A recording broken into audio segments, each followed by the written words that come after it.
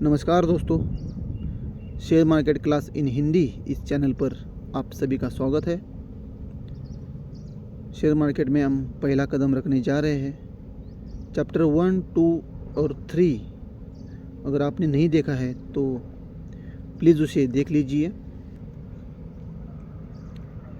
इस चैप्टर में हम बात करेंगे आईपीओ के बारे में कि आईपीओ क्या है, आईपीओ क्या होता है। ठीक है, तो इस वीडियो को शुरू करने से पहले ये डिस्क्लेमर आपके लिए पढ़ना ज़रूरी है। आईपीओ के बारे में जानने से पहले हमें ये जानना ज़रूरी है कि कंपनियां आईपीओ क्यों लाती है।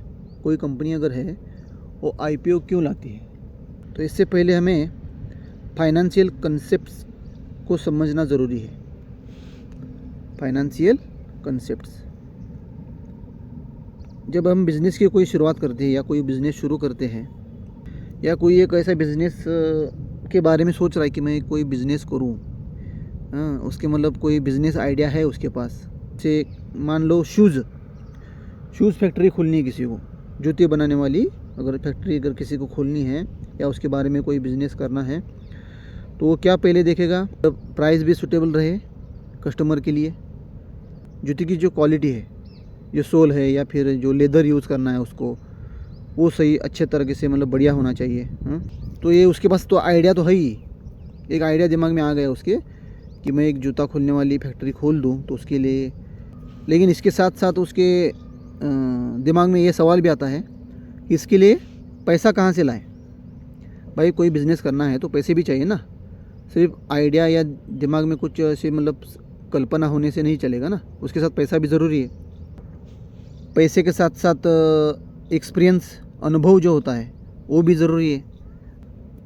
जो नए बिज़नेस शुरू करने वाले हैं या कुछ फैक्ट्री कोई लगाने वाले हैं, तो उनके पास तो सिर्फ आइडिया होने से काम नहीं चलेगा ना, पैसा भी चाहिए और एक्सपीरियंस भी चाहिए। और ना उसके पास एक्सपीरियंस रहता है ना पैसा रहता है, तो जीरो से शुरुआत करनी है उसको बिज़नेस की, तो उसके लिए ऐसे इंसान को ढूंढना बहुत मुश्किल है जो उसके आइडिया में पैसे लगाए। इसके पास तो आइडिया है ना, आइडिया होने से काम नहीं चलेगा ना, पैसा भी चाहिए, एक्सपीरियंस भी चाहिए। तो क्या करेगा वो, अपने परिवार से या दोस्त लोगों से पैसे की मांग कर सकता है, और या फिर ऐसा कर सकता है कि वो किसी बैंक से लोन ले सकता है। लेकिन अभी बिज़नेस की शुरुआत भी नहीं हुई है, अभी वो बिज़नेस की अभी मतलब सोच रहा है बिज़नेस के बारे में, तो ऐसे में बैंक से कर्ज़ा लेना ये भी उचित नहीं है, क्योंकि पता नहीं कंपनी कब चलेगी, कब उसका प्रॉफिट होगा, कब उसके जूते जो है वो सेल हो जाएंगे, उसके बाद प्रॉफिट मिलेगा उसको। इसलिए ये कर्ज़ा वाला विकल्प उसके लिए अभी अच्छा नहीं है। फिर वो क्या करेगा, इसके अलावा किसी दोस्त से मांग सकता है। कोई जिसके पास आइडिया आ गया वो किसी अपने एक दोस्त को बोल सकता है कि मेरे पास भाई मेरे दिमाग में ऐसे ऐसे आइडिया है और मेरे पास कुछ पैसे हैं, तू भी पैसे अपने थोड़े लगा ले और हम बिज़नेस को चालू कर सकते हैं। तो ये दोनों दोस्तों को क्या बोलेंगे हम, एंजल इन्वेस्टर। अभी ये बीच वाला जो इंसान दिखाई दे रहा है आपको, ये हो गया जिसके पास आइडिया था, और ये दोनों साइड में जो जिन्होंने हाथ खड़ा किया है ये हो गए इसके दोस्त। कुछ राइट वाले ने मदद की, कुछ लेफ्ट वाले ने मदद की, कुछ बीच वाले ने पैसे लगाए। इनको एंजल इन्वेस्टर कहा जाएगा। यहाँ पर ध्यान रखना है कि एंजल इन्वेस्टर ना जो पैसा लगाते हैं वो कर्ज नहीं है, वो एक इन्वेस्टमेंट है इस बिज़नेस में, उसको कर्जा नहीं बोला जाएगा। एक एग्जाम्पल के तौर पे मान लेते हैं कि जिसने आइडिया लगाया मतलब प्रमोटर, और दो उसके दोस्त एंजल इन्वेस्टर जो है, उन्होंने क्या किया, 5 करोड़ की पूंजी लगाई। एक एग्जाम्पल देखते हैं हम। 5 करोड़ इकट्ठा कर लिए थे उन्होंने, तो इसको बोला जाएगा सीड फंड। क्या बोला जाएगा, सीड फंड। सीड फंड क्या होता है, किसी स्टार्टअप को उसके शुरुआती चरण के लिए दी जाने वाली शुरुआती वित्तीय सहायता होती है, ताकि वह अपने आइडिया को एक ठोस बिजनेस में बदल सके, जिसमें प्रोटोटाइप बनाना, बाज़ार में उतरना और ग्राहक प्रतिक्रिया लेना शामिल है। इसे अक्सर सीड मनी भी कहते हैं और निवेशक इसके बदले में कंपनी में इक्विटी मतलब हिस्सेदारी लेते हैं। जो तीनों इन्वेस्टर है प्रमोटर को मिला के, वो क्या करेंगे, इक्विटी की हिस्सेदारी मिलेगी उनको, मतलब शेयर मिलेंगे, उस कंपनी की हिस्सेदारी मिलेगी। किसके बदले? जो उन्होंने पैसा लगाया उसके बदले। तो जो पैसा लगाते हैं उसको क्या बोलेंगे? Seed fund. तो ये सीड फंड जो है प्रमोटर के बैंक अकाउंट में नहीं जाते हैं। जो प्रमोटर है जिसने आइडिया लगाया उसके बैंक अकाउंट में नहीं जाते हैं, वो कंपनी के अकाउंट में रहते हैं। तो उसे बोलेंगे हम इनिशियल शेयर कैपिटल। क्या बोलेंगे? Initial share capital. तो इस सीड निवेश के बदले तीनों हिस्सेदार, प्रमोटर और उसके 2 एंजल इन्वेस्टर को कंपनी के शेयर सर्टिफिकेट इशू किया जाएगा। कंपनी का जो शेयर सर्टिफिकेट है वो तीनों को इशू किया जाएगा, एक प्रमोटर और उसके दोस्त। तो ये शेयर सर्टिफिकेट क्या दर्शाता है कि तीनों, अभी फ़िलहाल जो तीनों है ना, वो कंपनी के क्या है, मालिकाना हक रखते हैं। वो तीनों जो मालिकाना हक रखते हैं उसे हम कहेंगे ऑनरशिप। अब आगे बढ़ते हैं। अभी कंपनी के पास सिर्फ 5 करोड़ रुपए है, ठीक है। ये कंपनी के एसेट है। क्या बोलेंगे? एसेट बोलेंगे इसको। इसलिए कंपनी की वैल्यू भी 5 करोड़ रुपए है। कंपनी की वैल्यू क्या है? 5 करोड़ रुपए। तो इसे क्या बोलेंगे? वैल्यूएशन बोलेंगे।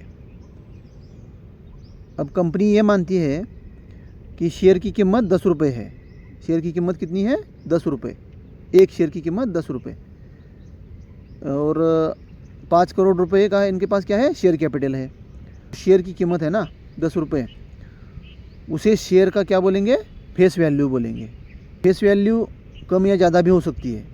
हम यहाँ पे एग्जांपल के तौर पे देख रहे हैं, अगर फेस वैल्यू 5 रुपये है तो शेयरों की संख्या 1 करोड़ हो जाएगी।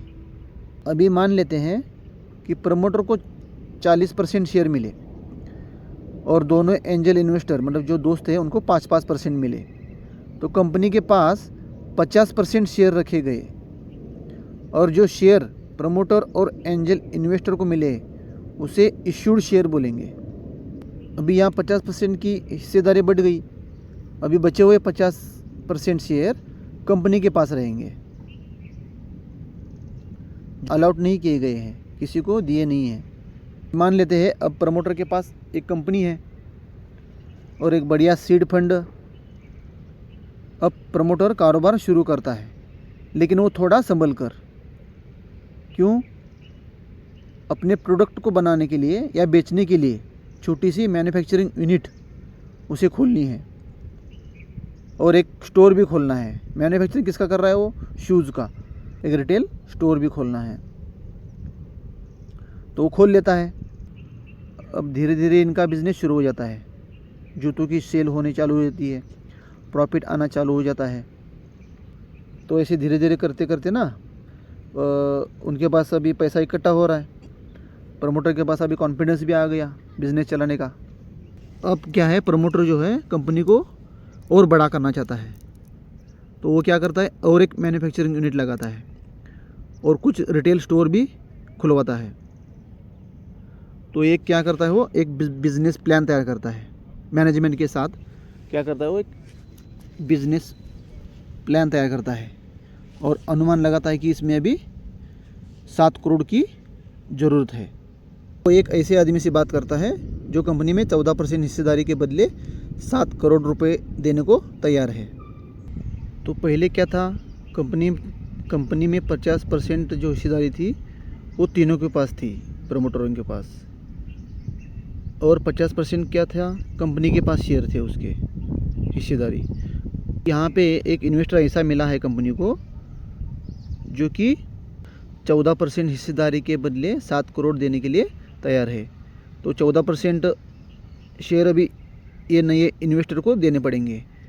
और वो देने के बाद 36%, 36% शेयर अभी कंपनी के पास बचेंगे। इससे क्या हुआ, इससे कंपनी को अच्छा पैसा भी मिल गया इन्वेस्ट करने के लिए और कारोबार मिलता गया और अच्छी आमदनी भी होने लग गई। प्रमोटर के पास अब वो अतिरिक्त पूंजी भी है जो उसे कारोबार बढ़ाने के लिए चाहिए थी। नया मैन्युफैक्चरिंग यूनिट और कुछ रिटेल स्टोर भी मिल जाएंगे। अब सब कुछ बढ़िया चल रहा है, प्रोडक्ट भी पॉपुलर हो रहा है, मैनेजमेंट टीम जो है वो भी बढ़िया हो गई, जिससे काम का सुधर रहा है और मुनाफा बढ़ रहा है। तो कंपनियां भी ये चाह रही है कि और शहरों में इसका रिटेल स्टोर शुरू किया जाए। तो इसके लिए कंपनी का प्रोडक्शन कैपेसिटी भी बढ़ानी होगी और नए लोग भर्ती भी करने होंगे।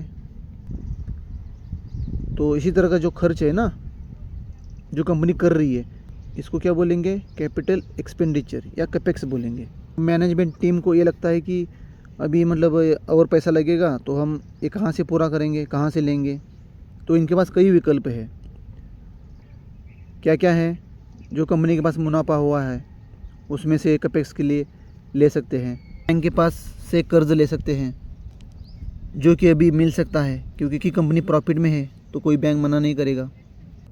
तो मान लेते हैं कंपनी ने किसी बैंक से कर्जा ले लिया 5% इक्विटी के बदले, तो हमारे पास कितना बाकी था, कंपनी के पास 36% बाकी था। तो 5% बैंक को दिया और उसके बदले में कर्जा ले लिया। अभी कंपनी के पास 31% बाकी है शेयर्स, जो कि अलाउड नहीं किए गए। यहाँ पर भी कंपनी नहीं रुकती है, कंपनी चाहती है कि और भी इसके मैन्युफैक्चरिंग यूनिट लगाए और भी रिटेल स्टोर खोले। तो इसके लिए वो क्या करेगी, प्राइवेट इन्वेस्टर के पास से वो 15% हिस्सेदारी के बदले पैसा लेती है बिजनेस फैलाने के लिए। तो अभी कंपनी के पास कितने शेयर बच गए, 16% है, जो कि किसी को अलॉट नहीं किया गया है। तो अभी क्या है, कंपनी को कई साल हो गए इस बिज़नेस में। तो प्रमोटर चाहता है कि मेरी कंपनी का आउटलेट और जो मैन्युफैक्चरिंग यूनिट है वो अदर कंट्रियों में भी चालू हो जाए। मैन्युफैक्चरिंग कंपनियां और रिटेल स्टोर खोलकर वहाँ पर लोगों को नौकरी देना पड़ेगा और पूरी दुनिया में उसका सपना है कि पूरी दुनिया में मेरा बिजनेस चले, मतलब मेरा जूता हर कोई पहने। तो इसके लिए क्या चाहिए, अलग अलग देशों में जाकर ना उसको रिसर्च करना पड़ेगा उनके मैनेजमेंट टीम को। तो उनके मैनेजमेंट ने एक अनुमान लगाया कि इतना खर्चा आएगा, मतलब 100 करोड़ 200 करोड़ जो भी है, इतना खर्चा आएगा करके उन्होंने अनुमान लगाया।